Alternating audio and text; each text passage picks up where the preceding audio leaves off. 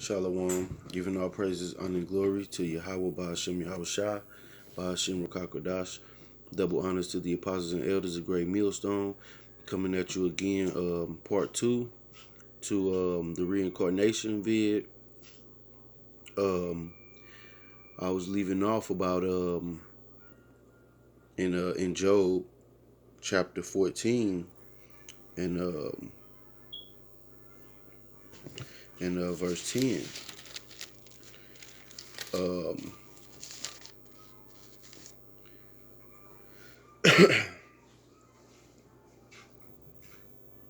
and I was going into um, the Lord coming back and getting that recompense on those persons that pierced him.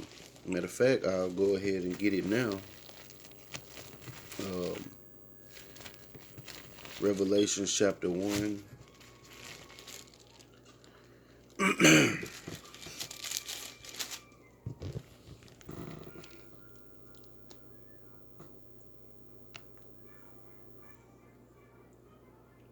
In verse 7.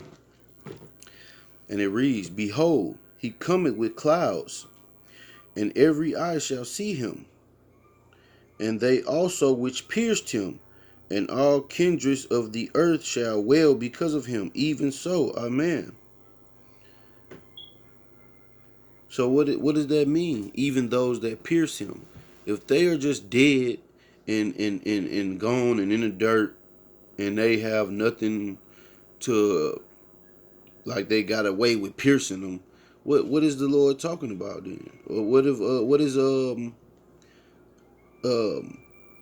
Saint John talking about in Revelations 1 and verse 7? Even they that pierced him, because of reincarnation, man. And it's a lot of people on the earth right now because we're coming up on that final judgment. And yes, those people that pierced him are back here again. Those 2/3 Israelites that were saying crucify him, they're here. They're back here again. That's why some of the same things happen in history. History repeats itself because the spirits come back into the earth again.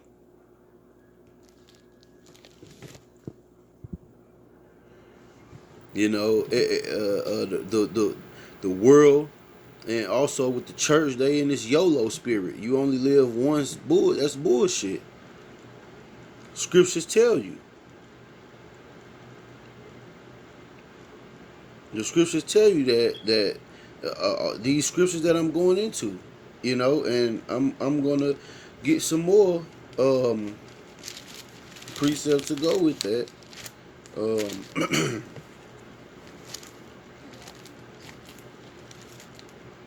Be quiet.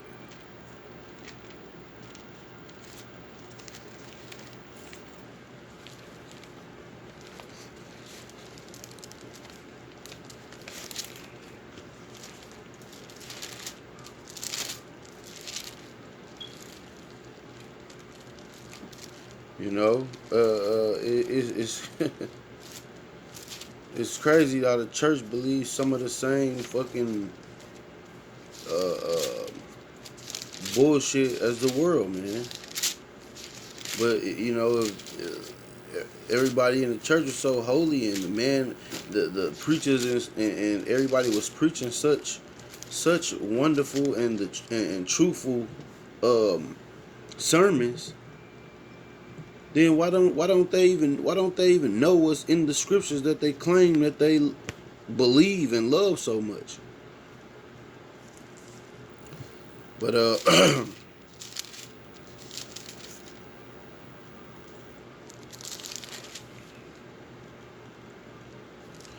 this is Ecclesiastes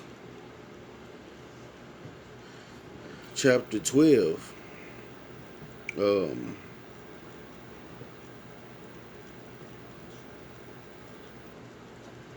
I'm gonna start at verse 6. Or ever the silver cord be loose, or the golden bowl be broken, or the pitcher be broken at the fountain, or the wheel broken at the cistern. Be quiet. Then shall the dust return to the earth as it was, and the spirit shall return unto Yahweh who gave it.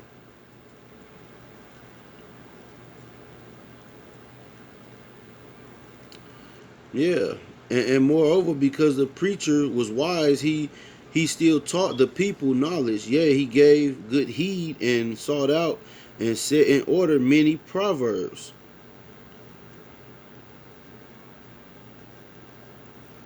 So your spirit, your body dies, but your spirit doesn't. It goes back with the Most High and rests until He judges that your deeds and send you back down here to play out your judgment. The earth is where you carry out the judgment that the Most High gave you. You know, another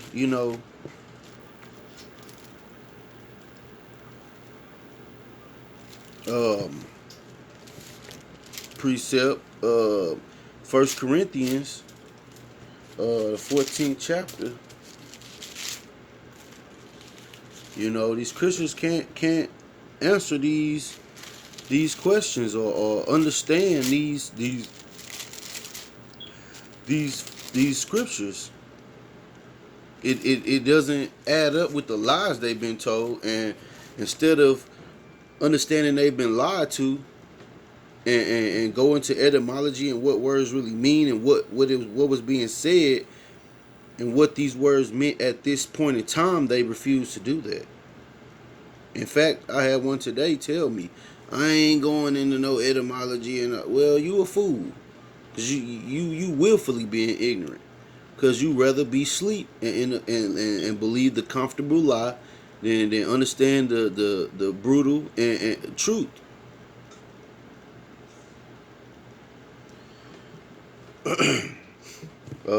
This is 1 Corinthians chapter 14, and starting at verse in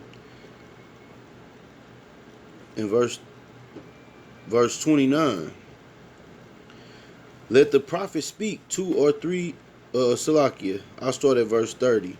If anything be revealed to another that sitteth by, let the first hold his peace, for ye may all prophesy one by one, that all may learn and all may be comforted.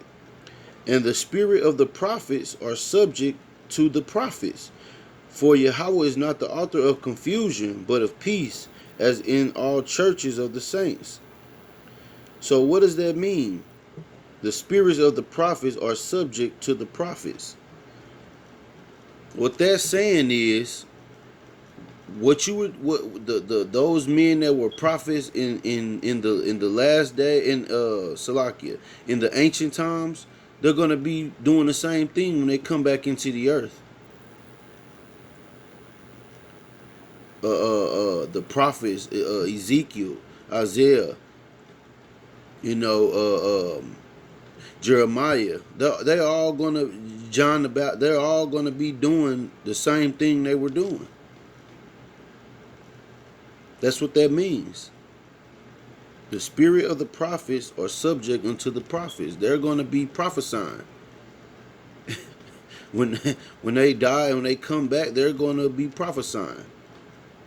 So, that's just another scripture that shows you reincarnation is real. You don't just die and that's the end of you.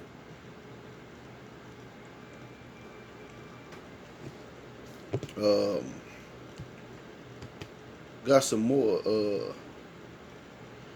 Another verse, Jeremiah 17 and verse 4, because Most High told Jeremiah of a future prophecy that was going to happen to him and the Israelites, because it was a shame to not to forget Israel, man. That's a shame to us, man, to forget who we are, man.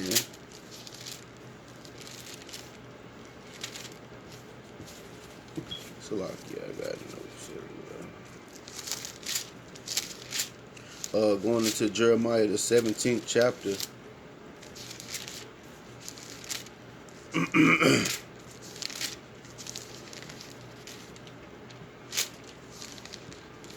And I'm gonna start at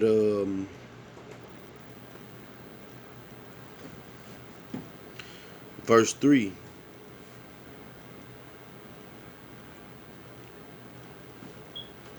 Salaki, verse 2. While as their children remember their altars and their groves by the green trees upon the high hills, O my mountain, in the field, I will give thy substance and all thy treasures to the spoil, and thy high places for sin throughout all thy. Naomi, be quiet. And thy high places for sin throughout all thy borders. And thou, even thyself, shalt discontinue from thine heritage that I gave thee, and I will cause thee to serve thine enemy in the land which thou knowest not. For ye have kindled a fire in mine anger, which shall burn forever. You know, and that means just for a long time. But the Lord is going to redeem us through his son. But that was told to Jeremiah that, you know, all right, I'm going to make all y'all, the stuff that y'all hold near and dear to y'all treasures and stuff, it's going to be for the spoil.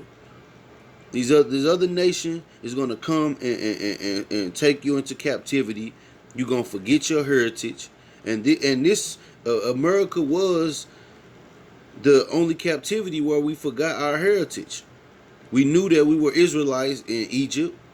We knew we were Israelites in Babylon. We knew we were Israelites in Assyria. We knew we were Israelites in Rome. America is the only place where we forgot our heritage. So that means that Jeremiah is back here again. You see? The Lord is telling them.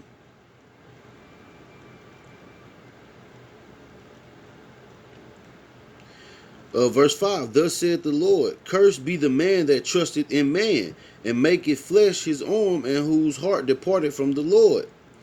All y'all, these people that believe in these pastors, man, y'all putting y'all trust in man, and not what the Lord said, man. And he's in turn leading you to the slaughter, man.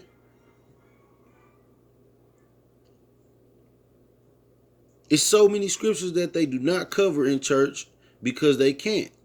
They're bound by the 501c3 charter, you know, in turn for funding. So all the time this pastor's getting up talking about he need an offering to keep the lights on, the government has already sent him a check to do that. They're just wolves in sheep clothing. But a lot of our people are waking up to that fact, man. They ain't giving us no truth. People come out, especially listen to Great Millstone, 15, 20 minutes, and they've learned so much that they have never heard out of these scriptures in their life. And the church, like Christians, like to believe that the Old Testament is something old and the Lord changed and now he's just this new God. No, the scriptures say that I am the Lord, I change not. I am the same yesterday as today and tomorrow, like roughly paraphrasing, but the Lord does not change, man.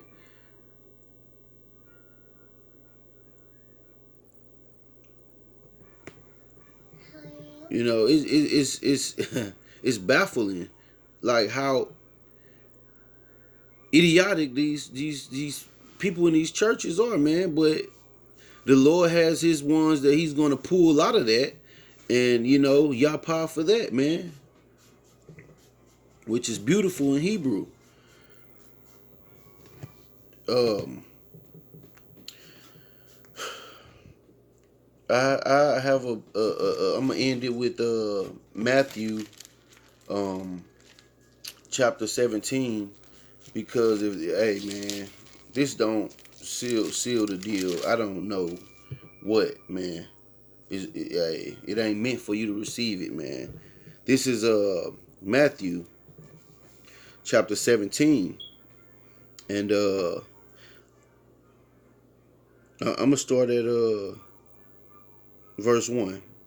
You know, and after 6 days, Yahushua taketh Peter, James, and John his brother, and bringeth them up into a high mountain apart, and was transfigured before them. And his face did shine as the sun, and his raiment was white as the light. And behold, there appeared unto them Moses and Elias, talking with him.